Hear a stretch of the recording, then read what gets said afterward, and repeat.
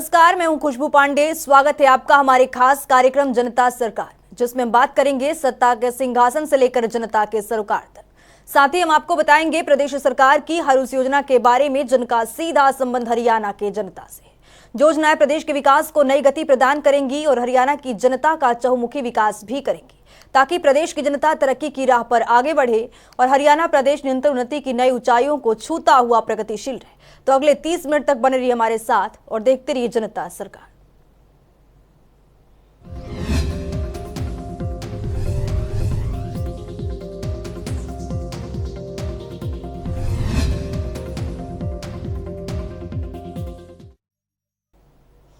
हरियाणा की मनोहर सरकार प्रदेश के उत्थान के लिए कई योजनाओं पर काम कर रही है, जिससे प्रदेश नई ऊंचाइयों को छू रहा है। आज हरियाणा की छवि विदेशों में भी बनती जा रही है। इसी कड़ी में कनाडा के हरियाणा के साथ खाद्य और ऊर्जा सुरक्षा के क्षेत्र में आपसी सहयोग बढ़ाने की पेशकश की है, जिसको लेकर हरियाणा के मुख्यमंत्री मनोहर लाल के साथ प्रीमियर स्कॉट मो के नेतृत्व में कनाडा के 6 सदस्यीय प्रतिनिधिमंडल ने मुलाकात की और विभिन्न क्षेत्रों में आपसी सहयोग के मुद्दों पर चर्चा की। रिपोर्ट देखिए। हरियाणा के मुख्यमंत्री मनोहर लाल के कुशल नेतृत्व में प्रदेश की पहचान देश ही नहीं बल्कि विदेशों में भी बढ़ती जा रही है। इन सबकी बानगी तब देखने को मिली जब कनाडा के सस्केचुआन राज्य ने हरियाणा के साथ खाद्य एवं ऊर्जा सुरक्षा क्षेत्र में आपसी सहयोग बढ़ाने की पेशकश की है। वहीं हरियाणा के मुख्यमंत्री मनोहर लाल के साथ प्रीमियर स्कॉट मो के नेतृत्व में कनाडा के 6 सदस्यीय प्रतिनिधिमंडल ने मुलाकात की। इस अवसर पर प्रतिनिधिमंडल में कनाडा के पूर्व प्रधानमंत्री स्टीफन हार्पर भी शामिल थे। इस बैठक में उन्होंने विभिन्न क्षेत्रों में आपसी सहयोग के मुद्दों पर चर्चा की। साथ ही मुख्यमंत्री ने कहा कि कनाडा भारत के साथ परमाणु क्षेत्र में पहले ही सहयोग कर रहा है। इतना ही नहीं, बैठक के दौरान मुख्यमंत्री ने प्रतिनिधिमंडल को हरियाणा की भौगोलिक परिस्थितियों के बारे में जानकारी दी। मुख्यमंत्री मनोहर लाल ने प्रतिनिधिमंडल का स्वागत किया और कहा कि प्रतिनिधिमंडल का हरियाणा दौरा एक अच्छा अनुभव रहेगा। हरियाणा कृषि प्रधान राज्य है। प्रति व्यक्ति आय और जीएसटी संग्रहण में भारत में शीर्ष स्थान पर है। विश्व की 400 से अधिक फॉर्चून कंपनियां गुरुग्राम में कारोबार कर रही हैं। आईटी और सॉफ्टवेयर में बेंगलुरु के बाद हरियाणा भारत में दूसरे स्थान पर है। मुख्यमंत्री ने वर्ष 2016 में अपने कनाडा दौरे के भी अनुभव प्रतिनिधिमंडल के साथ साझा किए। उन्होंने कहा कि हरियाणा में कुशल और अकुशल मैन पावर उपलब्ध है। लॉजिस्टिक वेयर हाउसिंग में भी सहयोग बढ़ाया जा सकता है। साथ ही स्कॉट मो ने मुख्यमंत्री को अवगत कराया कि सस्केचुआन के ट्रेड कार्यालय भारत सहित मैक्सिको, इंग्लैंड, संयुक्त राज्य अमीरात, वियतनाम, चीन और जापान देशों में स्थापित है। हरियाणा के साथ हम यूरेनियम, ऊर्जा उत्पाद, कृषि, खाद्य उत्पाद और एविएशन टेक्नोलॉजी में भी सहयोग के लिए समझौता कर सकते हैं। इस अवसर पर मुख्यमंत्री के मुख्य प्रधान सचिव डीएस ढेसी, विदेश सहयोग विभाग के प्रधान सचिव अनुराग अग्रवाल, विदेश सहयोग विभाग में मुख्यमंत्री के सलाहकार पवन चौधरी के अलावा कनाडा के प्रतिनिधिमंडल में पूर्व प्रधानमंत्री स्टीफन हार्पर भी उपस्थित थे। जनता टीवी के लिए चंडीगढ़ से पवन सिवर की रिपोर्ट। हरियाणा के मुख्यमंत्री मनोहर लाल की मनोहर नीतियां और कार्यक्रमों की प्रशंसा देश भर में हो रही है। चुनौतियों को पार करते हुए हरियाणा प्रदेश मुख्यमंत्री मनोहर लाल के नेतृत्व में विकास के पथ पर आगे बढ़ रहा है। एक बार फिर G20 anti corruption working group में हरियाणा सरकार को अच्छी मेजबानी और गुड गवर्नेंस के लिए एक बार फिर तारीफ हुई है। पूरी रिपोर्ट देखिए। हरियाणा सरकार की नीतियों की प्रशंसा देश भर में हो रही है। यही कारण है कि हरियाणा देश के उभरते राज्यों में शामिल होता जा रहा है। G20 anti corruption working group में हरियाणा सरकार को अच्छी मेजबानी और गुड गवर्नेंस के लिए एक बार फिर तारीफ हुई है। दरअसल केंद्रीय कार्मिक, लोक शिकायत एवं पेंशन राज्य मंत्री डॉक्टर जितेंद्र सिंह ने हरियाणा के मुख्यमंत्री मनोहर लाल की प्रशंसा की। इस दौरान उन्होंने कहा कि वे तकनीक के प्रति सदैव जागरूक रहते हैं और उनके कार्यकाल में हरियाणा में गुड गवर्नेंस की दिशा में अनेक सफल प्रयोग हुए हैं। देश के अन्य राज्यों ने भी हरियाणा के सफल कार्यक्रमों का अनुसरण किया है। इतना ही नहीं, केंद्रीय राज्य मंत्री ने जानकारी देते हुए बताया कि प्रधानमंत्री नरेंद्र मोदी के नेतृत्व में भारत को इस साल G20 देशों की अध्यक्षता करने का अवसर मिला है। G20 समूहों की एंटी करप्शन वर्किंग ग्रुप की पहली बैठक में भारत भ्रष्टाचार के खिलाफ जीरो टॉलरेंस सुनिश्चित करने और वैश्विक स्तर पर भ्रष्टाचार से निपटने को लेकर G20 प्रतिबद्धताओं को मजबूत करने के लिए एकीकृत कार्रवाई की फिर से पुष्टि करेगा। भारत की G20 अध्यक्षता की विषय वस्तु वसुधैव कुटुंबकम, एक पृथ्वी, एक परिवार, एक भविष्य का उल्लेख करते हुए वैश्विक स्तर पर भ्रष्टाचार से निपटने की दिशा में G20 की प्रतिबद्धताओं को मजबूती देने पर जोर देने की बात भी कही। केंद्रीय राज्य मंत्री ने गुरुग्राम को पवित्र भूमि को पवित्र मानते हुए उम्मीद जाहिर करते हुए कहा कि इस बैठक में लिए जाने वाले संकल्प आगे चलकर सिद्ध होंगे। कार्मिक और प्रशिक्षण विभाग ने प्रधानमंत्री के मार्गदर्शन में भारत की G20 अध्यक्षता के साथ आगे बढ़ते हुए पहली भ्रष्टाचार रोधी कार्य समूह की बैठक आयोजित की है। गुरुग्राम में इस 3 दिवसीय आयोजन के दौरान 20 सदस्य देशों, 10 आमंत्रित देशों और 9 अंतर्राष्ट्रीय संगठनों के प्रतिनिधियों के मध्य अंतर्राष्ट्रीय भ्रष्टाचार रोधी तंत्र को मजबूत करने पर विस्तृत विचार विमर्श होगा। इस बैठक में भ्रष्टाचार के खिलाफ लड़ाई को मजबूत करने और अथक अपराधों से निपटने के लिए सूचनाओं के आदान प्रदान भी होगा। ACWG की पहली बैठक के तहत सार्वजनिक क्षेत्र में भ्रष्टाचार से निपटने के लिए ICT का लाभ उठाने पर एक साइड इवेंट भी जारी रहेगा। इसका उद्देश्य पूरे विश्व में भ्रष्टाचार से लड़ने में ICT की भूमिका और भारत की ओर से भ्रष्टाचार को कम करने और इसके समाधान के लिए अपनाई गई नागरिक केंद्रित पहलों के बारे में विस्तार से जानकारी मिलेगी। गुरुग्राम से आकाश खुराना की रिपोर्ट। वहीं 3 दिवसीय G20 शिखर सम्मेलन की शुरुआत G20 देशों की एंटी करप्शन वर्किंग ग्रुप की बैठक के साथ हुई, जिसमें पहले दिन हरियाणा ने अच्छे मेजबान के तौर पर विदेशी प्रतिनिधियों को प्रभावित किया और एंटी करप्शन वर्किंग ग्रुप की बैठक में भागीदारी करने पहुंचे डेलीगेट्स के दिन की शुरुआत योग के साथ शुरू हुई। रिपोर्ट देखिए। गुरुग्राम में बुधवार से 3 दिवसीय G20 शिखर सम्मेलन की शुरुआत हो गई है। G20 देशों की एंटी करप्शन वर्किंग ग्रुप की बैठक के साथ इसका शुभारंभ हुआ। वहीं पहले दिन हरियाणा ने अच्छे मेजबान के तौर पर विदेशी प्रतिनिधियों को प्रभावित किया। एंटी करप्शन वर्किंग ग्रुप की बैठक में भागीदारी करने पहुंचे डेलीगेट्स के दिन की शुरुआत योग के साथ शुरू। हरियाणा योग आयोग के प्रशिक्षकों ने भारत की योग परंपरा से मेहमानों को रूबरू कराया।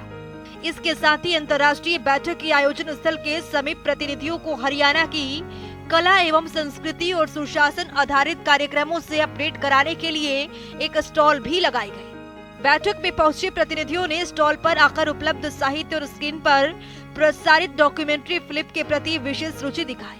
हरियाणा के खिलाड़ी मजबूत इंफ्रास्ट्रक्चर, ऐतिहासिक महत्व के स्थानों और राज्य की कला संस्कृति से मेहमानों को रूबरू कराने के लिए सेल्फी पॉइंट और डिस्प्ले बोर्ड भी लगाए गए थे। हरियाणवी संस्कृति और स्थानीय पर्यटन केंद्र की जानकारी के लिए सूचना, लोक संपर्क, भाषा एवं संस्कृति विभाग हरियाणा द्वारा ब्रोशर तैयार किया गया है। हरियाणा की स्टॉल पर मेहमानों के लिए एक ब्रोशर उपलब्ध है। इसी तरह हरियाणा सरकार की उपलब्धियों और प्रदेश के गौरवशाली पहलुओं को प्रदर्शनी के माध्यम से विदेशी मेहमानों को दिखाया जा रहा है। बैठक में पहुंचे प्रतिनिधियों ने हरियाणा सरकार की महत्वाकांक्षी योजनाओं की जानकारी ली। वहीं हरियाणा की संस्कृति और विकासात्मक थीम आधारित वीडियो को प्रदर्शनी में देखते हुए भरपूर सराहना की गई। प्रदर्शनी में दिखाया गया कि सुशासन की दिशा में हरियाणा की सरकार का PPP मॉडल देश भर में अनुकरणीय बना हुआ है और वीडियो के माध्यम से स्क्रीन पर अंत्योदय की भावना से क्रियान्वित योजनाओं की झलक भी नजर आ रही है। हरियाणा सरकार द्वारा प्रदर्शनी के माध्यम से वसुधैव कुटुंबकम, एक धारा, एक परिवार, एक भविष्य के साथ आधारभूत ढांचा विकास का प्रारूप G20 की पहली anti corruption working group meeting में देखने को मिल रहा है। सूचना, लोक संपर्क, भाषा व संस्कृति विभाग की ओर से स्क्रीन पर हरियाणा के समग्र विकास यात्रा की वीडियो की प्रस्तुति दिखाते हुए मनोहर सरकार की 8 साल की जन कल्याणकारी योजनाओं की वानगी सामने रखी गई है।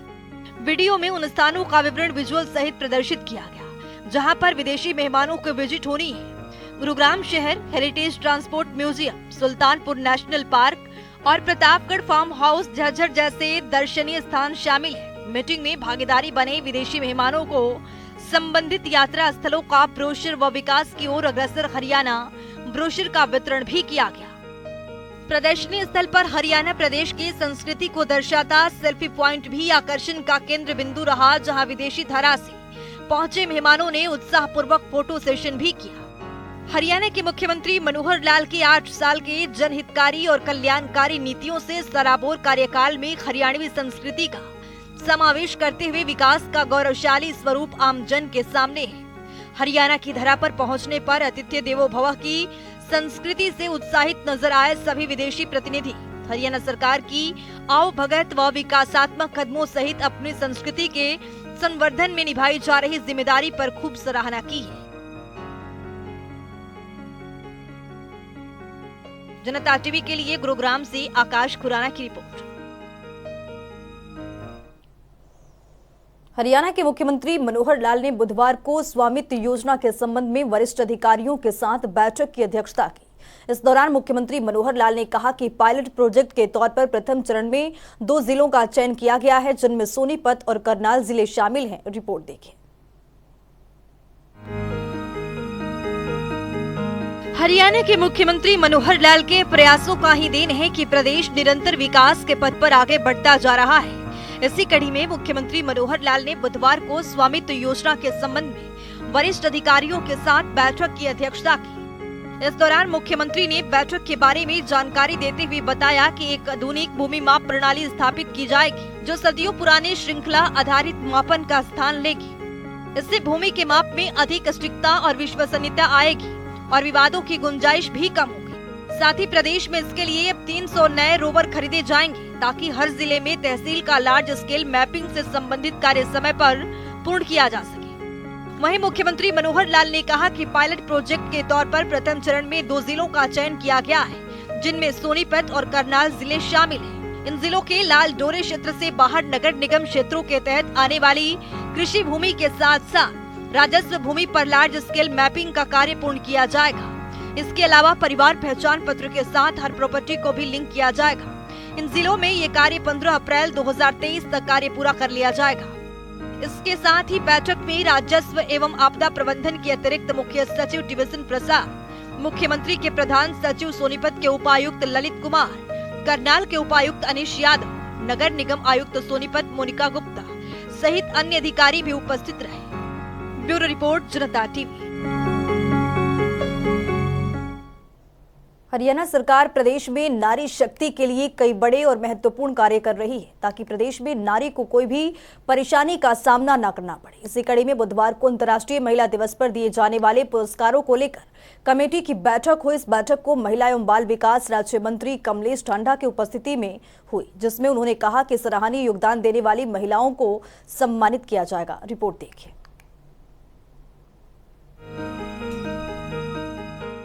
मुख्यमंत्री मनोहर लाल के नेतृत्व में प्रदेश की बेटियां भी हर क्षेत्र में अपना दमखम दिखा रही हैं। बात करें खेल और खिलाड़ियों की या फिर बात करें शिक्षा की, हर क्षेत्र में लोहा मनवाने वाली छोरियां अब छोरों से कम नहीं है। छोरियों को आगे बढ़ाने के लिए हरियाणा की मनोहर सरकार भी कई पहल कर रही है, जिससे बेटियों को एक नई उड़ान मिल सके। इसी कड़ी में अंतर्राष्ट्रीय महिला दिवस के अवसर पर दिए जाने वाले पुरस्कारों को लेकर महिला एवं बाल विकास राज्य मंत्री कमलेश ढांडा ने कमेटी की बैठक ली, जिसमें उन्होंने कहा कि महिला दिवस के अवसर पर सराहनीय योगदान देने वाली महिलाओं को सम्मानित किया जाएगा। तो चलिए ग्राफिक्स के जरिए समझते हैं। मनोहर सरकार में बेटियों को मिलेगा सम्मान। सीएम महिलाओं के सम्मान के लिए कर रहे पहल। मनोहर सरकार में बेटियों को मिल रहा बढ़ावा। अंतर्राष्ट्रीय महिला दिवस पर मिलेगा पुरस्कार। महिला एवं बाल विकास राज्य मंत्री ने की बैठक। कमलेश ढांडा ने कमेटी के साथ की अहम बैठक। बैठक में बेटियों के देने वाले पुरस्कारों पर हुई चर्चा। सराहनीय योगदान देने वाली महिला होंगी सम्मानित। सम्मान समारोह में पहली बार दिया जाएगा अवार्ड। महिलाओं को सुषमा स्वराज अवार्ड से नवाजा जाएगा। अवार्ड के साथ 5 लाख रुपए की राशि भी दी जाएगी। सीएम मनोहर लाल ने सुषमा स्वराज अवार्ड की घोषणा की।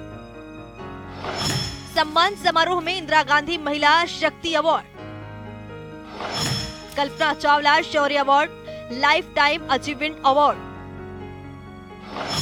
सामाजिक क्षेत्र में उत्कृष्ट कार्य करने पर मिलेगा पुरस्कार।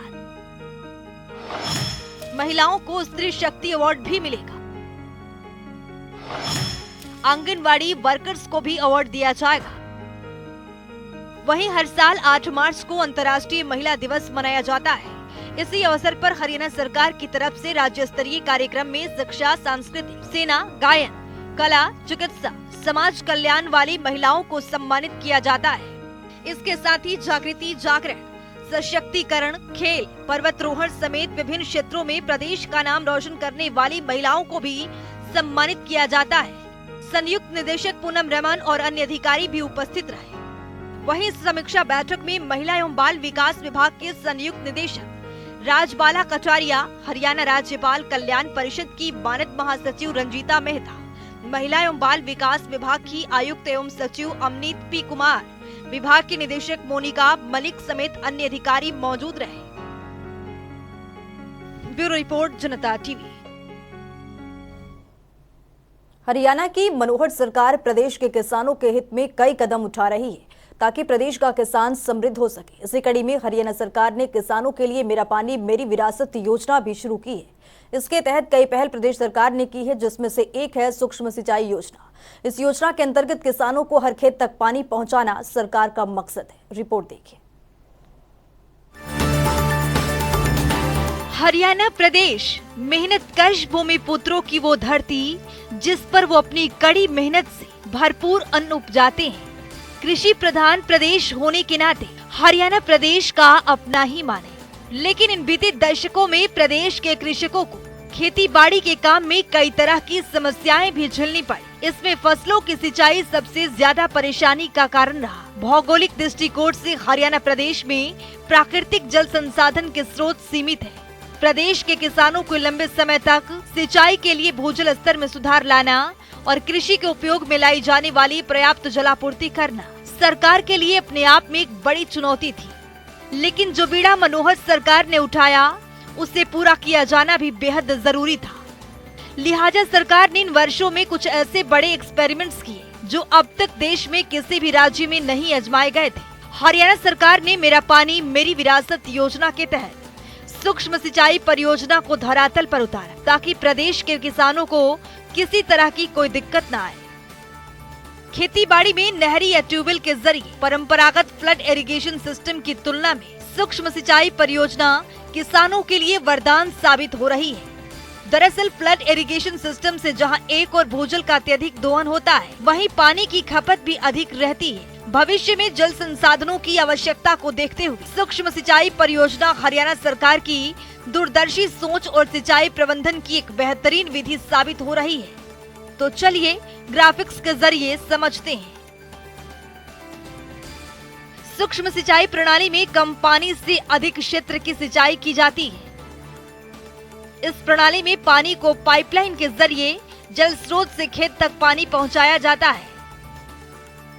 सूक्ष्म सिंचाई प्रणाली अपनाकर 30 से 40% तक पानी की बचत होती है। इस प्रणाली से सिंचाई करने पर फसलों की गुणवत्ता, उत्पादकता में भी सुधार होता है। सरकार भी प्रति बूंद अधिक फसल मिशन के तहत फवारा व टपका सिंचाई विधि को बढ़ावा दे रही है। हरियाणा सरकार किसानों को हर एक बुनियादी ढांचे मुहैया कराती है। पाइपलाइन बिछाना, भंडारण टैंकों का निर्माण और सोलर पंप निःशुल्क मुहैया कराना। 95% तक सब्सिडी, खेतों में ड्रिप और स्प्रिंकलर सूक्ष्म सिंचाई यंत्र भी उपलब्ध। सिंचाई परियोजना की रखरखाव और साफ सफाई के काम के लिए विभाग को सरकार की तरफ से मनरेगा मजदूर मिलते हैं। वो साफ सफाई का काम समय समय पर करते रहते हैं। प्रदेश के किसान इन परियोजनाओं से खुशहाल हैं, क्योंकि हर क्षेत्र में नहरों का पानी हर खेत तक पहुंच रहा है। पानी की कहीं पर कोई कमी नहीं रहती। ज्यादा पानी की आवश्यकता धान की फसल में होती है। इसके लिए भी सरकार हर तरह की सुविधा प्रदान कर रही है।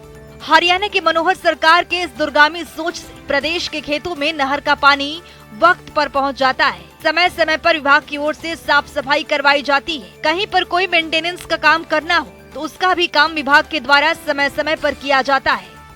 सरकार की सिंचाई परियोजना के व्यापक प्रचार प्रसार के लिए प्रदेश में किसानों को जागरूकता शिविरों का भी आयोजन किया गया, ताकि किसानों को उसकी महत्ता और इससे होने वाले फायदों के बारे में जागरूक किया जा सके।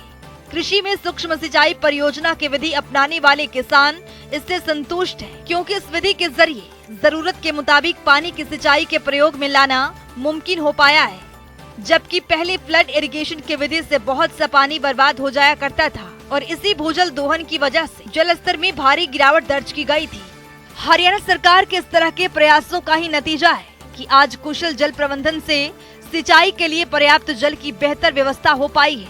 हरियाणा प्रदेश भौगोलिक दृष्टि से शुष्क और कम जल की उपलब्धता वाले प्रदेशों में गिना जाता है, जहां इन वर्षों में मनोहर सरकार ने भूजल दोहन को नियंत्रित कर जल स्तर बढ़ाने, वर्षा जल को बचाने, खेती में सिंचाई के पुराने परंपरागत तरीकों के स्थान पर सूक्ष्म सिंचाई प्रणाली को प्रचलित करने, किसानों को कम पानी वाली फसल बोने के लिए प्रेरित करने के साथ साथ नहरों के टेल तक पानी पहुंचाने और मानसून में नदियों के अतिरिक्त जल को भी प्रयोग में लाने जैसे अनेक सार्थक प्रयास किए हैं, जो हरियाणा सरकार की कुशल प्रबंधकीय व्यवस्था और उसकी सार्थक होती दूरगामी सोच को परिभाषित करती है।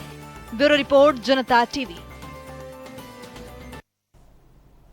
तो चलिए अब जान लेते हैं कि आज के इस सवाल का विजेता कौन है।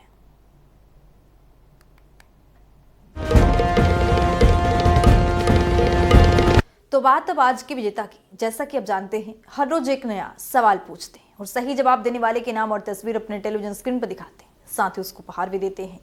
तो चलिए अब जान लेते हैं कि कल का हमारा सवाल क्या था और कौन है इसका विजेता। कल का हमारा सवाल था, हरियाणा में कन्यादान योजना की शुरुआत कब की गई थी?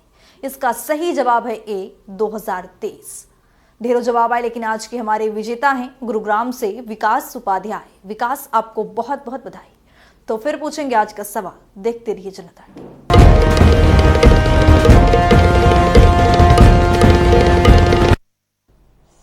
तो वक्त हो गया है आज की मुलाकात का। आज की मुलाकात में हम हर दिन नए शख्सियत से आपको रूबरू कराते हैं और उनकी कार्य प्रणाली पर बारीकी से नजर डालते हैं, जानते हैं वो तमाम योजनाएं जो बनी है हरियाणा की जनता के लिए। तो वैसे ही शख्सियत से जनता टीवी ने खास बातचीत की है। इनका नाम है शिव कुमार भारद्वाज, जो कि यमुनानगर से कार्यकारी अभियंता पंचायती राज के पद पर काबिज हैं। सुनिए।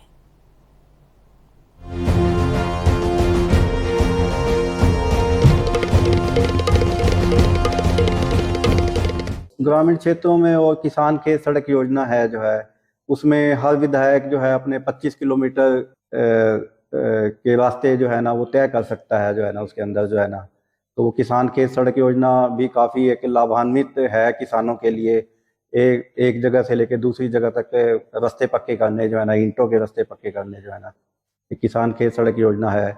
और बारात घर हैं जो है ना, बारात घरों का भी जो है ना एक कम्युनिटी लेवल पे उसका फ़ायदा हो जो है ना लोगों को, ये सरकार की एक मुख्य योजना है। व्यायामशालाएं हैं ताकि बच्चे जो है वो वहाँ पे योगाभ्यास कर सके जो है ना। और इसके अलावा अभी सरकार ने एक महत्वाकांक्षी योजना शुरू की है, जैसे कि ई लाइब्रेरी और महिला सांस्कृतिक केंद्र और जिम जो है, जिम खोलना। ई लाइब्रेरी खुलने से जो है ना गांव के जो बच्चे हैं वो लाइब्रेरी में जाके पढ़ सकें जो है ना। और महिलाएं सांस्कृतिक केंद्र भी सरकार द्वारा खोले जा रहे हैं ताकि महिलाएं जो है ना वहाँ पे अपना सांस्कृतिक कार्यक्रम कर सके। और जिम भी एक सरकार की एक बहुत ही अच्छी योजना है, जिसके तहत कि बच्चे जिम में जाके अपना अभ्यास कर सके।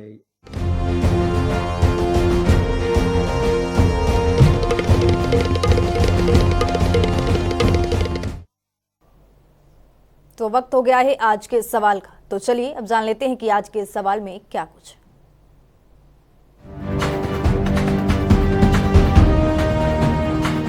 हर रोज की तरह हाजिर हूं आज का सवाल लेकर। जैसा कि आप जानते हैं, हर रोज एक नया सवाल पूछते हैं और सही जवाब देने वाले के नाम और तस्वीर अपने टेलीविजन स्क्रीन पर दिखाते हैं, साथ ही उसको उपहार भी देते हैं। तो चलिए नजर डालते हैं आज के सवाल पर। पराली प्रोत्साहन योजना के अंतर्गत सरकार किसानों को प्रति एकड़ कितनी प्रोत्साहन राशि प्रदान कर रही है? ए 1500 रुपए, बी 4000 रुपए, सी 2000 रुपए, डी 1000 रुपए। तो दीजिए सही जवाब और बनिए विजेता।